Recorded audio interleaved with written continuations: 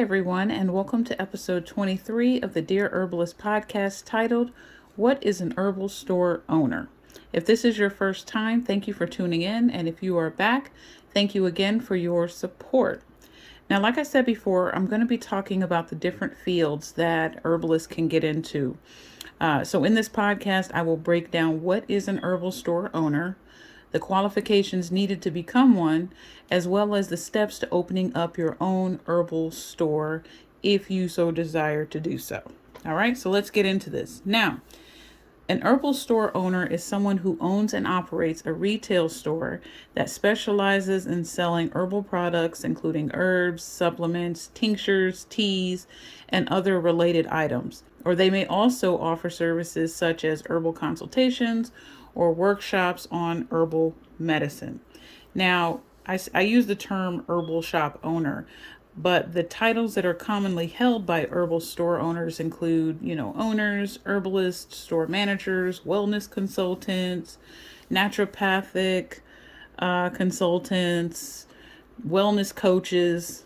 It could be a variety of different titles. Okay, now the qualifications needed to become an herbal store owner can vary. All right, but typically they include, first of all, knowledge of herbal medicine.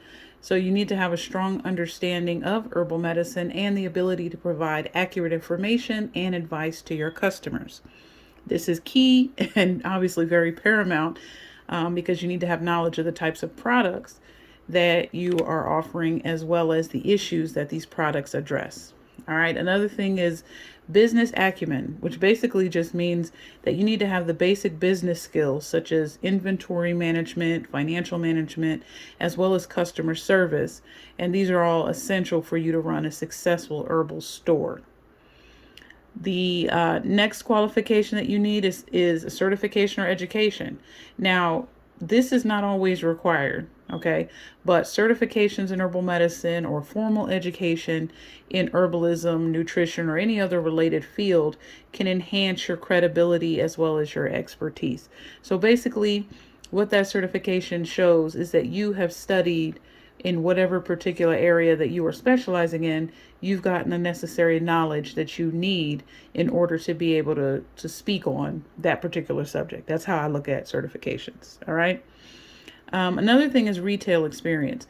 So if you've had any prior experience in retail management or sales, anything like that, these can all be beneficial for you managing day-to-day operations in your store as well as customer interactions. And again, you may have never had a retail store, but if you don't have any retail experience, okay, then you want to start doing a little research on retail management and what all that contains. Okay, now let's talk about some things that you should consider when deciding whether or not to open up your own herbal store. The first thing is financial investment. So, because opening a retail store requires a significant financial investment, towards things like inventory, rent, utilities, and other operating expenses, you want to make sure you have some coins to be able to take care of that. Another thing is regulatory compliance.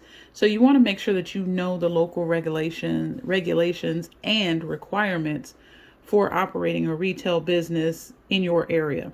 This includes all type of permits, licenses, and compliance with health and safety standards. These things are very important and they can bite you in the behind in the end if you don't have the permits, licenses, and things that you need in order to maintain your business. Another thing is time commitment.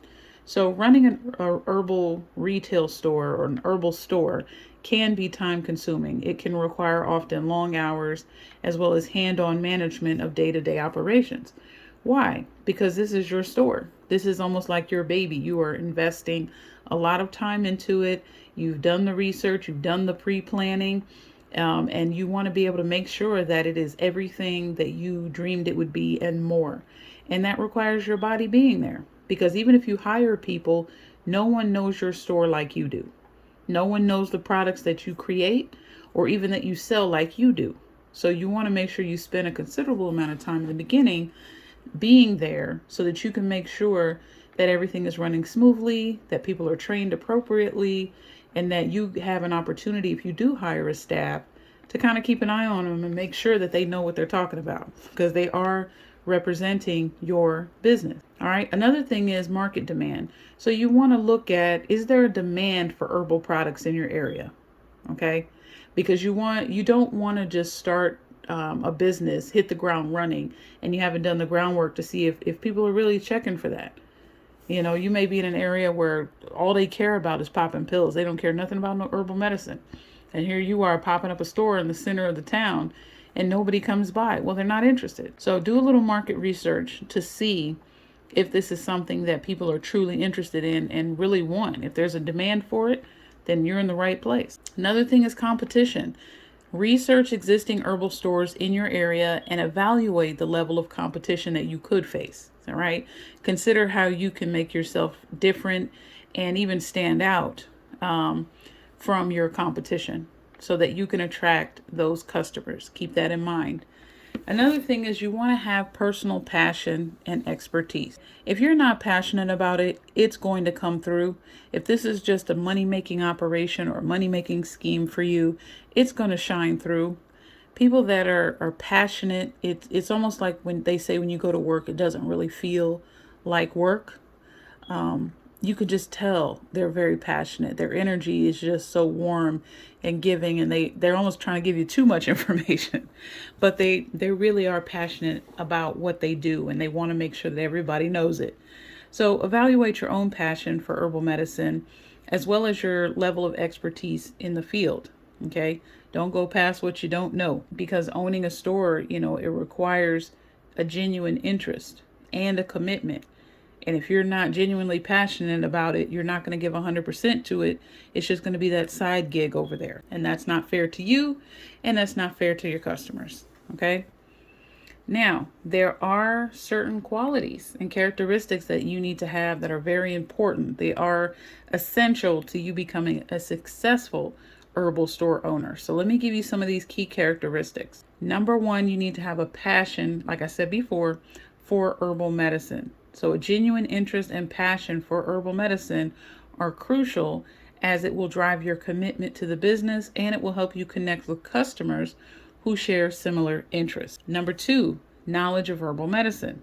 Okay, these are other characteristics, like I said before.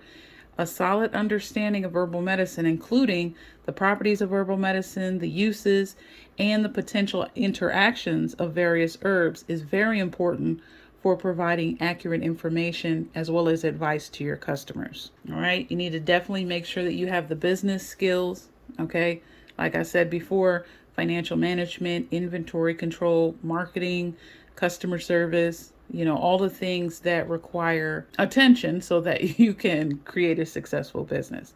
Okay. Another thing is communication skills. We can't breeze past this one at all. Effective communication skills are vital for interacting with customers, suppliers, and other employees. So being able to convey information clearly and professionally will help you build trust as well as loyalty amongst your customers, and it'll help you to have a great impact on your employees as well as your suppliers. All right. So, if you don't have good communication skills and you want to open up your own store, work on it. Just be honest with yourself. Another thing is empathy and compassion.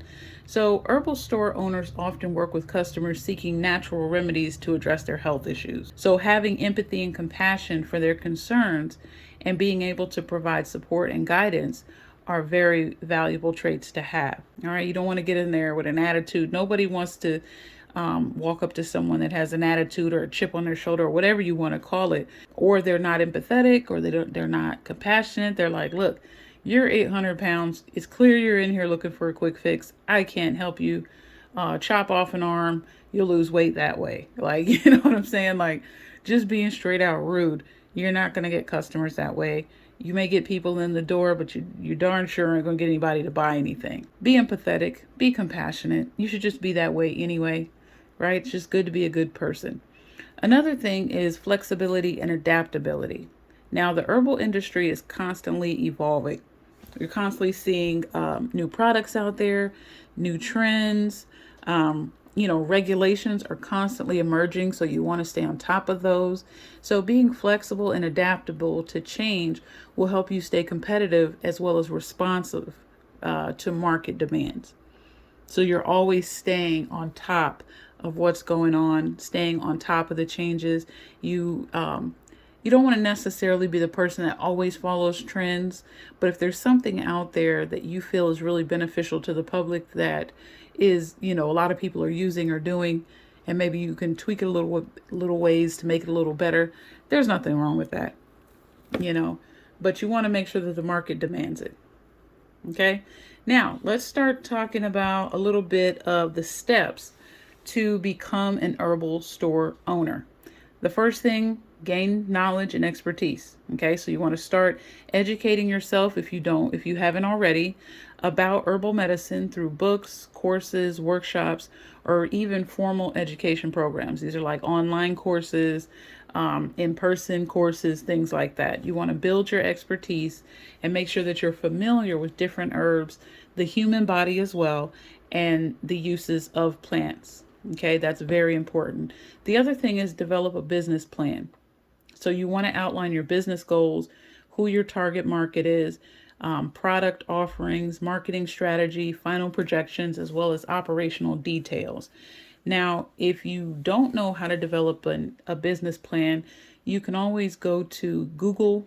Okay, you can also do YouTube University. And if you need more of a personal type of one-on-one type of help, then check out your local SBA, Small Business Association.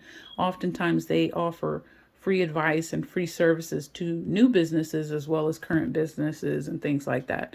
So reach out to them as well if you need help developing a business plan, or you've developed one, but maybe you're not sure if it's strong enough, especially if you're trying to secure funding, which is the next point.